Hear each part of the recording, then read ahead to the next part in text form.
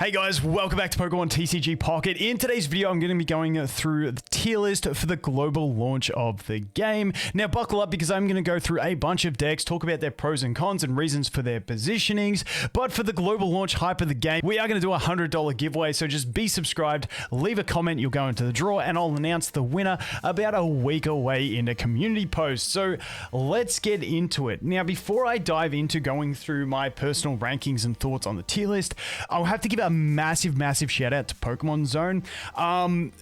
Bombo over at Pokemon Zone does a ton of work getting a bunch of other people in the community, including myself, to give our personal rankings and thoughts around different decks, and then goes ahead and makes a cumulative type tier list with notes from all of the different players on their reasonings for the positioning. So I think this is an absolute fantastic thing. Some bunch of great creators in here, so I will leave this linked in the description as well, and we can also use this as well to jump in and check out some of the different deck lists that you might put together for these different decks, although I do think there are some bunch of different ways that you can play a bunch of these decks, but just massive shout out to Pokemon Zone for that one. So the first deck I want to talk about is the Pikachu EX deck. Now, the Pikachu EX deck for me is the one card that, no matter the way you look at it, I think falls into the top category. Now, I'm labeling this as S, A, B, C, D, E. I'm probably only going to go through the top 3 or 4 tiers because the rest I didn't fine tune. But basically, however you label tiers, this is just like one of the top tier decks.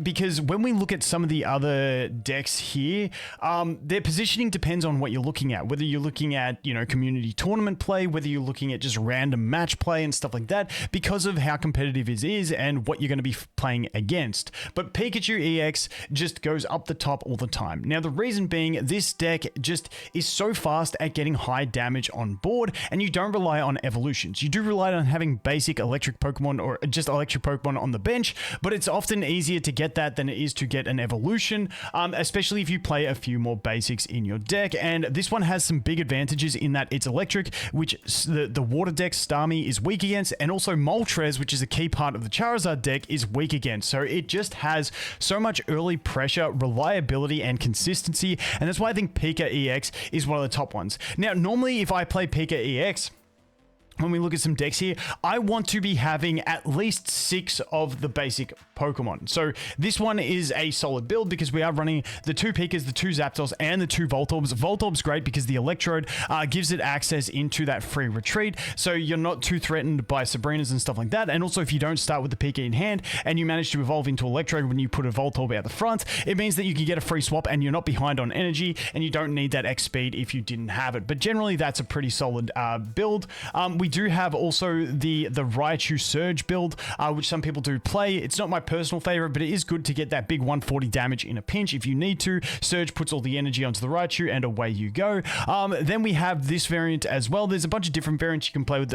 Zebra Striker line. This gives you access to the back row, because often with Pikachu's 90, it's not enough to KO a lot of threats, and then they can switch out. Having that Zebra Striker in there allows you to just do 30 damage to any Pokemon you want, and if it's on the bench and they're almost dead, well, there you go. You've sniped yourself a kill. So those are some of the builds, but Pikachu EX, just an absolutely fantastic deck. Now, the next deck we're going to talk about is Mewtwo.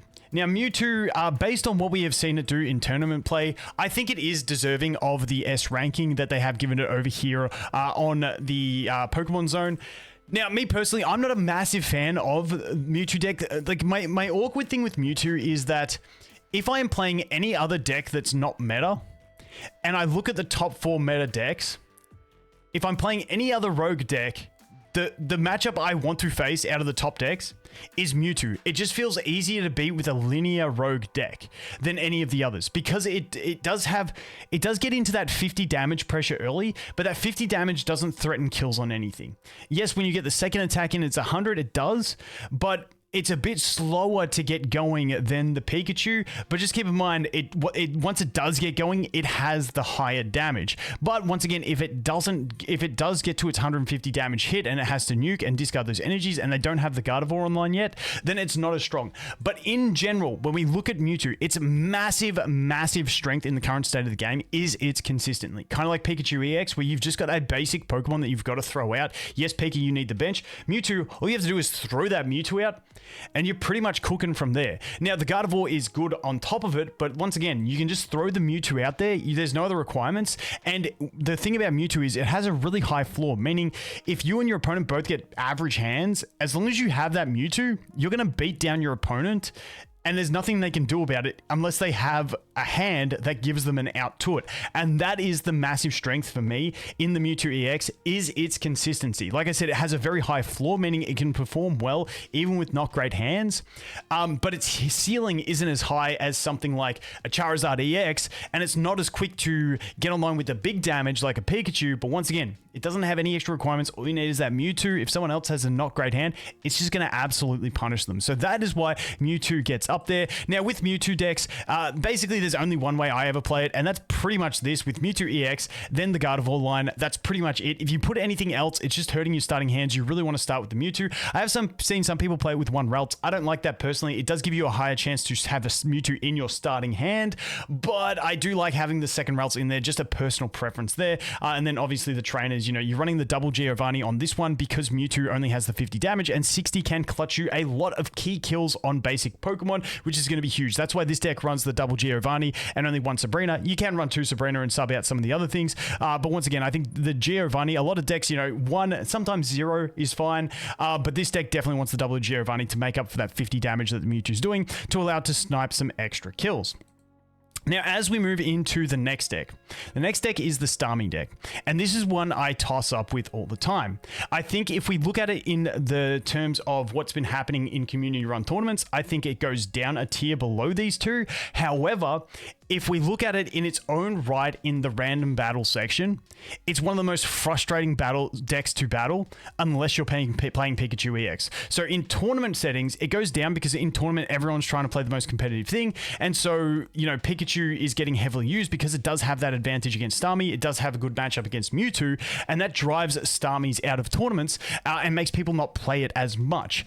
But in the complete random battle, I feel just as threatened when I come up against a Starmie deck as I do against a Pika EX deck. So we'll put it down here to match what's going on over there. But once again, it depends on the setting. And if we do get a ranked mode, I think then the tier below Pika would be the place for it. Because if you get a ranked mode, people are trying to play more competitive. And then we will see a lot more Pikachu EXs, I do believe. So that's why I'm going to leave it here. But Starmie EX, it is super fast. It is super powerful. Once again, it's very consistent, but it has that one downfall of being a stage 1. Whereas these two are basic Pokemon, which are much easier to get online. And I often find getting the requirement for Pikachu EX to have its damage, which is having the 3 on the bench, is often easier and more reliable than getting the evolution for the Staryu into the Starmie. So that is the one thing about it. But this thing, you get on board quick. It does have the extra 10 HP over the Pikachu EX, which does allow it to live some other things that would actually kill the Pikachu EX, which is quite clutch. But once again, it's a 2 energy, 90 damage, same as the Pikachu. But the great thing about the Starmie is it does have the 0 retreat cost, which makes it really good for pivoting as well, and not worrying too much about Sabrinas and stuff like that. So that is that one. If we want to look at a sample deck over here, we can check it out on this one. And as you can see, basically the Articuno, I think Starmie's missing like one perfect support for it. Articuno is good, but Articuno, to really work in this deck, you're relying on Misty Flips. The thing I like about Starmie is if you get a Misty Flip, it's nice, but it doesn't rely on it because it is quick to get online anyway. And then I do personally prefer the Greninja variant. I'm just personally not a massive fan of the Articuno, even though it is really good, because once again, the Greninja line does not require the Misties to make it work. But once again, it is a stage 2 line, which means it is harder to just get your line evolved into that Greninja. But once again, I do prefer this one personally on a personal play style, but probably if you're looking at the better one, it would be the Articuno EX version. So that is what we're looking at. Pretty standard stuff. You're running your Misties and your Staples, and away you go in that one. You can see this one running no X speeds in here. I would normally run at least 1 X speed with the Articuno, especially in case you need to escape with that Articuno. But because we do have the Starmie, it's quite efficient. This one over here with the Greninja, that's when you can really drop the X speeds if you want to, because you've got a 1 retreat cost on the Greninja and the whole Greninja line, which is quite reasonable.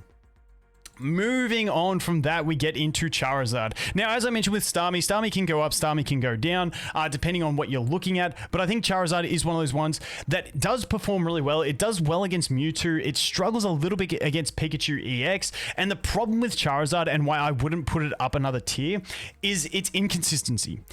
You're relying entirely on getting a Stage 2 Pokemon out to get the win, and you're also relying on flips from your Moltres. So it does have a lot of sort of lose conditions that it doesn't even matter what your opponent does. It's just like if your deck doesn't draw the way you need it to, Charizard can brick very easily and lose to that. Then it can lose to flips. But the thing with Charizard is, if you set this bad boy up, like you bring it out, it's got 180 HP. Nothing in the game can one-hit kill it except for another Charizard EX. And it's basically you're gonna bring it in. You put it behind a Moltres. Moltres attaches the energy. You get it up to Charizard. You bring it in. Most decks are running an EX. It's gonna kill that EX and then kill the next thing. It's super satisfying. I love the deck personally, but like I said, because it's reliance on a stage 2 to deal damage, whereas this relies on a stage 1, these relies on basics, it does make it a little less consistent. Its ceiling is the highest ceiling in the game, meaning once you get this thing set up, if you have a godly hand and you're lucky, and you get this thing set up, there is nothing they can do to beat you once you bring it on board. If you say, but the one awkward thing with Charizard is it's Sabrina bait, because early game, if you just have a Moltres up front and a Charmander in the back, then if they Sabrina you and kill the Charmander, job's done. But if you fill up your bench so you have other things to avoid that Sabrina, but then your Moltres dies and you bring out your Charizard and you have something else on the bench that they can Sabrina and snipe, then you lose. So Sabrina is a massive issue for Charizard. Bricking is a massive issue, but this thing, once it's set up, it is an absolutely just monster of a card. So let's go look. I think there's honestly only pretty much one Charizard deck that you can build, and this is pretty much it. So Charizard having slash at 60 damage, it doesn't really need the Giovannis in the deck. You definitely need the Pokeballs, you definitely need the research, you need the double Sabrina to play shenanigans to slow your opponent down so that your Moltres can get up, because often you want to get your Moltres up to that at least 2 energy so that it can retreat, or you get it to 3 and you start poking for damage with the 70. So it definitely, the Sabrina is good not only for like sniping things, because you don't need to do that once you get Charizard out, it's more to disrupt your enemies' plays early on to slow their deck down in case they don't have X speeds and stuff like that. Then you're running the double X speed, because if you put that Charmander up, you really need to get it back once you get a Moltres out.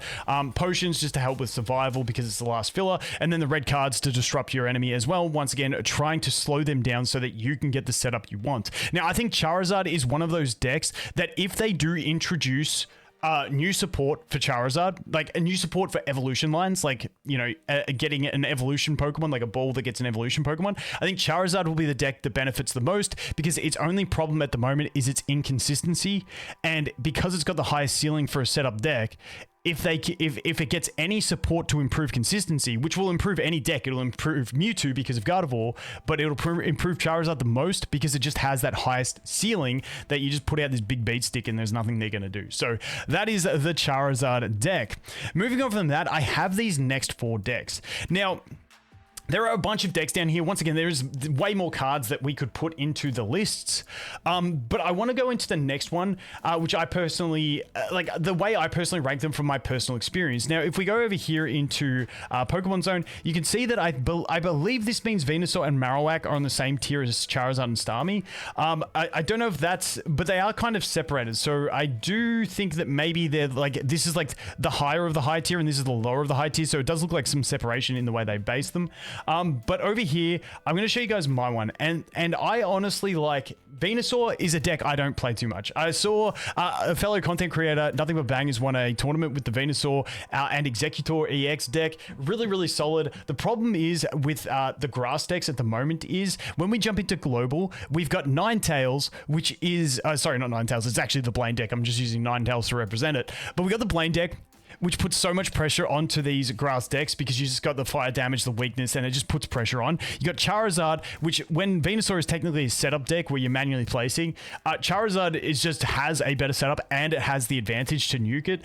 So that's another problem it has. But against everything else, the Venusaur of the grass decks are really solid. If you can build up that Venusaur, you know, you stall out with an Executor or an Executor EX, you've got the Ericas to heal 50s. If you have a deck that does not have a very high damage you know, Pokemon on the in the deck, like you're just not going to win. Like I've played like Arbok Greninja decks, I've played Arbok Pidgeot, and you come up against a Venusaur. If they get that Venusaur out, hell, even if they sometimes just get the Executor EX out, like if they have Ericas, like, and they're just healing it for 50, you're just done essentially. So Venusaur EX, I don't think quite on the tier of Starmie and Charizard, but nonetheless a good deck, just forced down by the fact that we've got Charizard, who is a very strong deck, and then also we have that Blaine deck, which does actually chew through it pretty quick because of the high damage Blaine can get on board really fast. Now, I'm going to put the Blaine deck up here as well. The crazy thing, let's actually go ahead and look at a Venusaur deck quickly before I get into that. So this, you can play with the Lilligant. This is the kind of version I like.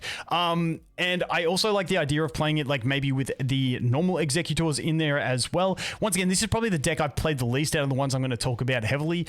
So it's more about my experience against this one. I just don't enjoy the playstyle of this deck personally, so I don't play it too much. But once again, it is very strong. You've got the big beefy. The one thing that it struggles with is retreat costs, because when we look at the Executor at a 3 retreat, you've got Ivysaurs already getting up to a 2 retreat cost. So you definitely do need those X speeds. You can play with potions as well as Ericas for that extra sustain as well. But you do have different options, but in general, that's a pretty stable looking type of Venusaur EX deck. Now, the next one, like I said, we'll talk about the Blaine deck next. So this deck is really nice. The whole idea is you have Ninetales, you have Rapidash, then some people will put in Magmar if you want to, and then you run 2 copies of Blaine. It allows you to get Ninetales up there with a 90 damage, and you can boost it by 30. You can bring it up to a 120, which KOs Pikachu EXs. Unfortunately, not Starmie. Starmie is a horrible matchup for the Blaine deck, unfortunately. But this one, the crazy thing about it is, if you start off with a Ponyta, get it to Rapidash, Rapidash only has a 1 energy cost for damage. Then if you put a Vulpix on the bench, you just need... this setup feels fantastic when you're playing this deck, because all you need is to have something that can swing up the front. Then if you have a Vulpix / Ninetales on the bench, all it needs is 1 energy. If you've got a Ponyta / Rapidash on the bench, it doesn't need any energy. And then it's like whichever Pokemon you bring up, all you need to do that turn is apply the energy, and then you're swinging. So yes, Ninetales does discard 1 energy for a 2 cost, but because the rest of the deck, especially with the Rapidash, is so energy efficient, it doesn't matter. And it just lets you get heavy damage on board super quick. And those Blaine plays, getting 120 damage and sometimes getting the 70 damage out of a Rapidash super early on turn 2, especially if you go first, can be super punishing. So let's go ahead and check out a quick deck list for the Blaine. And that's pretty much standard what I play. Like I said, some people will throw in the Magmar as well. You know, double Blaine for damage amplification. You can also play the Giovanni's as well. But in general, that's a pretty staple list that I do enjoy. But like I said, it's just so energy efficient and really fun. So that's why I do like it, and I think it's up there. Now, the next deck I'm going to talk about is going to be the Marowak. Now, Marowak, I honestly think is probably, when we look at this tier, I think it's above Blaine for me personally. I love this deck. You can play it so many ways that are just fun. You can play it with... I do like it with the Kabutops line. It's great with just the Sandslash line, which is a super free-to-play friendly deck, especially if you pick the Mewtwo pack as your beginner pack and you get that Marowak EX from the very beginning. This deck, now, often... like, because this is the deck I've played most in the last week, and often people will talk about this deck as saying that, looking at it entirely relying on flips. Now, you can also play with the Dugtrio. Once again, there's that line. This is the kind of one I play, except I also play it with 2 copies of the base Marowak. Now, the base Marowak has, do they show it in any of these ones? Yes. So it's a 1 cost 40 damage. This means that it gives you a decent option in case you go first to start swinging hard early. And then you've also got the EX and the Sandslash, which are good options to get high damage early on if you're starting second. So it gives you a start first and a start second option. And if you run the normal Marowaks, you can sacrifice your first Marowak to being a normal one. Then you can play a Sandslash. That lets them get 2 points. And then you can come home with the Marowak EX. And the way I normally play this deck is what I'm trying to do is not bring Marowak EX out unless it's the end of the battle or a Hail Mary. Now, if you just default to trying to get Marowak EX out super fast, well then you've got this weird situation where, because you do 2 flips, you got a situation 25% of the time you're going to lose an unlosable game because you deal no damage and it lets the other player get momentum. 25% of the time you're going to do 160 damage and you can win a game from an unwinnable position. And then the rest of the time it's going to be averaging out to that 80 damage. So it is very flip luck. But like I said, the way I like to play it is relying on Sandslash and normal Marowak early game.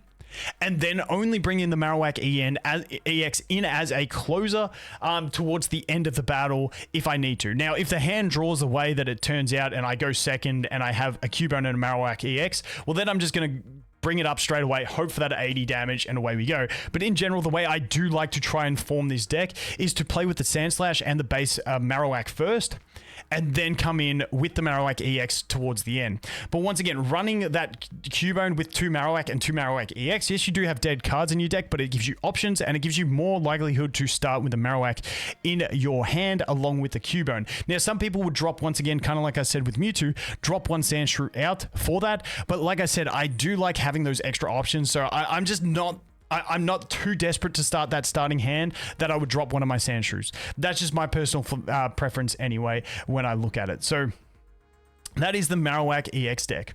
Now, Alakazam is another one that I put in this tier. I feel like these 4 decks fall pretty safely into like being the next. Now, we could separate them like this if you want to, like maybe someone would do it like that. I don't really care, but these are just good next tier decks behind the top 4 that I have found to really enjoy. Now, some people would put the Articuno deck with 18 trainers up there. I think that's too cheesy for me to play personally. There are a bunch of other options as well, as you can see down here, plus a bunch more that we could go through on top of that. But I think for me personally, when I feel out the game the way I've played it so far, is I feel like these 4 are the top 4, and then these 4 are my personal next 4. Now, once again, this could definitely be biased, and that's why I definitely recommend you look at places like Pokemon Zone, where you can get other players' opinion. As you can see, the 18 trainers, the Blastoise EX, and the Koga. My problem with the 18 trainers and Articuno, and then the Blastoise EX, is you're relying on Misty, and I don't really like relying on the flips. Like I said, with the Marowak EX deck, I use that as the Hail Mary at the end. I like to try and play it as reliably as possible and then move on. But the Alakazam here, I really like this guy. I really like this guy. Do they even have this? Here it is. Okay, so we do have the Alakazam here. So let's take a look at a deck. This is an option. I've played this one. I do like the Greninja variant. I played that for about a week. These are the 2 ones I played. The 2 main ones I played, which was the Greninja Alakazam and also the Wheezing Alakazam. I played this one with the Dark Energy as well, because the Alakazam only needs the 1 Psychic, and then obviously I play this one with the Water and the Psychic Energy as well. Now, if you play Dual Energy, because of the systems of the game, it can sometimes really suck for you. And this one running 2 stage 2 lines, it can get bricky, but if you set it up, it is super satisfying. And the crazy thing about the Alakazam is it's got that 60 damage. Each energy on the enemy adds 30 damage. Now, because of the current meta, we have like Charizard up the high, we have Mewtwo up high, which both discard those energies. It makes it a little bit awkward to where Alakazam isn't always going to land the KO on them, and then they're going to get the free revenge KO. The other thing is, if we look at it on 2 energy, it's doing 60 plus 60 against the Starmie, which is only 120, not landing that KO. Yes, a Giovanni can get you there, but that's the awkward thing with the Alakazam. It is so good in theory, but unfortunately, what the top decks currently are, like I said, it's got a good matchup on the Pikachu if it gets out, because it can one-hit kill the Pikachu.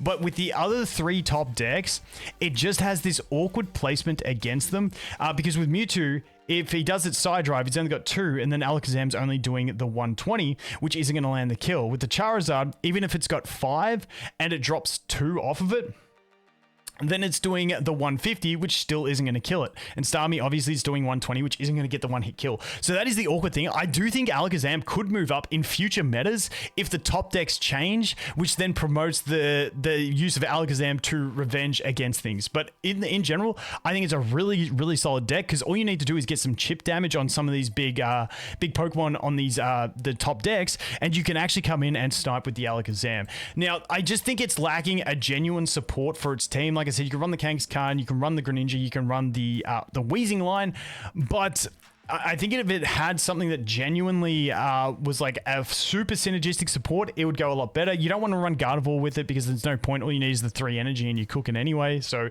the Gardevoir is kind of pointless, actually entirely pointless with it. But like I said, it is just a really fun deck and it's super satisfying to come in and revenge things. And that's why I prefer the Greninja line, because if you can set up a Greninja with that Alakazam, it alleviates a lot of the issues with fighting against these top decks and you can get it done. But once again, it does come down to making 2 stage 2s, which is a little bit harder than you would think it would be just in the current state of the game. But I do like the Kangaskhan tech in this one because it just gives you something else to start putting pressure on your opponent with early on. So I do think that is pretty reasonable. But that is my look at the Alakazam deck. Now, the rest of these, I'm not going to dive too deep into because I feel like I've taken a hell of a lot of time talking about what I consider to be my personal top 8. Like I said, I think a lot of people would agree these are the top 4. The next 4, once again, this is more personal preference, but maybe some people would add some of these ones or even some other decks in there. Like I said, there is a lot of decks. And the thing with this game is any deck can beat any deck. It just depends on a bit of RNG of hands and stuff like that. But the rest of these, I'm not going to place them specifically because, like I said, I just think there's so much competitiveness between these lower decks that you could place them anywhere.